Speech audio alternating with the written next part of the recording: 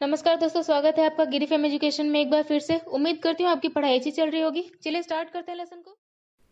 तो ये रहा आज का पहला सवाल।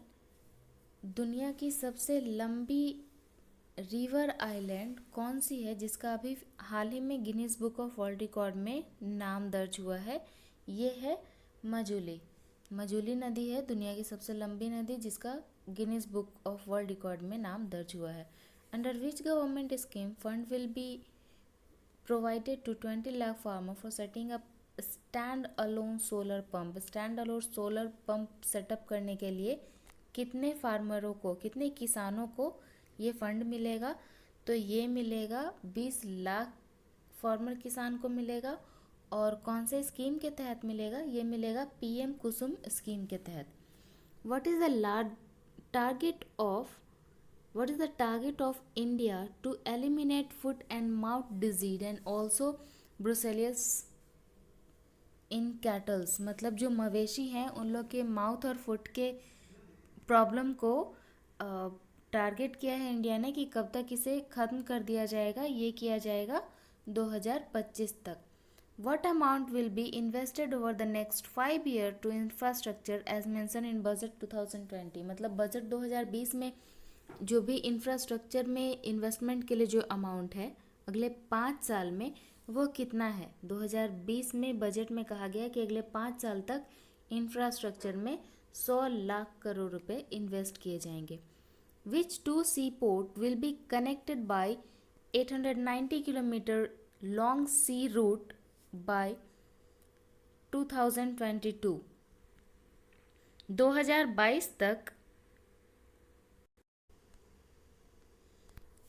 तो कौन सा दो समुद्री बंदरगाहों को कनेक्ट करें किया जाएगा 890 किलोमीटर लॉन्ग, मतलब समुद्री रास्ते से 2022 तक? तो ये दो हैं सादिया और Dhubri. Rakhigarhi is an Indus valley site in which state of India? Bharat के कौन से राज्य में राखीगढ़ी नाम का इंडस वैली साइट है? ये है हरियाणा में। राखीगढ़ी इंडस वैली साइट है हरियाणा में। Shiv Sagar will be developed as an iconic site in which state it is located? Shiv Sagar जो है ये आइकॉनिक साइट के रूप में उभरने वाला है। ये कौन से राज्य में है? तो ये है असम में। आदि चन्नालूर आइकॉनिक साइट जो है ये है तमिलनाडु में। तो शिव सागर एक आइकॉनिक साइट के रूप में डेवलप किया जाएगा, ये असम में है। लेकिन आदि चन्नालूर आइकॉनिक साइट जो है ये है तमिलनाडु में। Government has announce setting up museum of numismatic in which city? Numismatic का म्यूजियम बनने वाला है कौन से शहर में? तो ये बनेगा कोलकाता में। India's 13th major port will be set up in Maharashtra. What will be its name? India का 13वां मेजर पोर्ट, सॉरी मैंने पार्ट इसे पढ़ा, ये पोर्ट है। 13वां मेजर बंदरगाह जो महाराष्ट्र में बनने वाला है इसका नाम है वधावन। वधावन है, सॉरी मैं वंधावन पढ़ रही थी, बट ये वधावन है। वधावन जो है इंडिया का सबसे नया और 13वां मेजर बंदरगाह है जो कि महाराष्ट्र में है। ये है वधावन। सवाल आपसे ये भी पूछा जा सकता है कि अभी हाल ही में महाराष्ट्र में कौन सा बंदरगाह बना है, बन के तैयार हो रहा है? ये है वधावन। फाइनेंस मिनिस्टर, हाँ एक और सवाल, पहले कितने बंदरगाह थे? और ये 13वां बंदरगाह है। इससे पहले जो बंदरगाह बना था उसका नाम आप कमेंट बॉक्स में लिख के बताइएगा कि वधावन से पहले कौन सा बंदरगाह बना था, मतलब 12वां बंदरगाह कौन सा है। Finance minister Nirmala Sitharaman informed of setting up tribal museum in which city during budget 2020? Budget 2020 में हमारी वित्त मंत्री जो है निर्मला सीतारमन, इन्होंने कहा है कि ट्राइबल म्यूजियम बनाया जाएगा। ये कौन से शहर में बनेगा? तो ये ट्राइबल म्यूजियम बनेगा रांची में। Which team has won the ISL title 2019-20? ISL title 2019-20 के लिए किसने जीता है? कौन से टीम में? ATK टीम ने जीता है।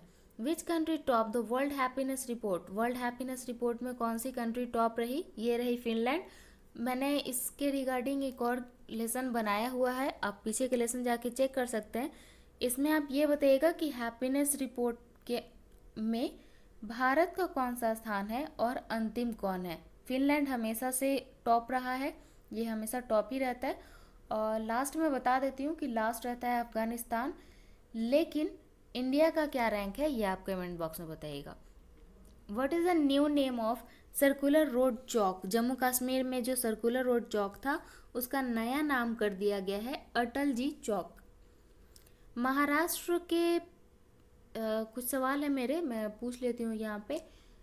महाराष्ट्र में मुंबई सेंट्रल जो रेलवे स्टेशन है उसका नया नाम क्या रखा गया है? मुंबई सेंट्रल रेलवे का नया नाम क्या रखा गया है ये आप कमेंट बॉक्स में बताइएगा।